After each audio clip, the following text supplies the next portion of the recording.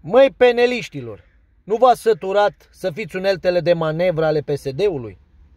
Să-și bată ăștia joc de voi în ultimul hal? Să vă folosească ca și unelte de manevră pentru toate grevele, pentru toate nenorocirile în țara asta? Aveați cândva demnitate în voi, iar Bogdan Rareș, ăla al vostru, europeanul, spunea să ferecăm ușile PNL-ului pentru PSD. Astăzi nu se mai poate.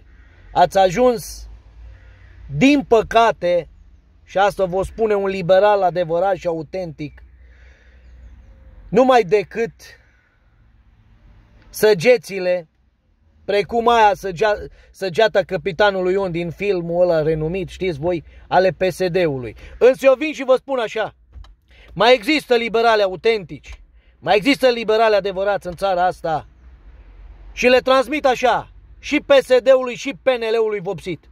Că și între ăștia mai sunt, poate în PNL-ul ăsta vopsit, unii liberali adevărați.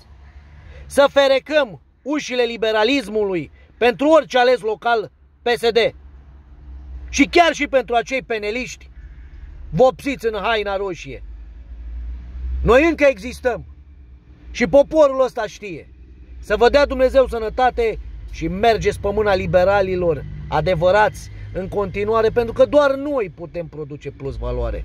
Ăștia vor numai să ne țină pe sărăcie, pe austeritate, pe inflație, pe salarii mici, pe calitatea vieții inferioară și tot ce vreți dumneavoastră.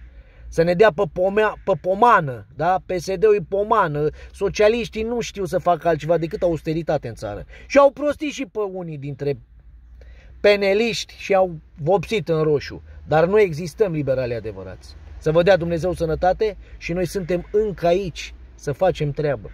Doamne ajută!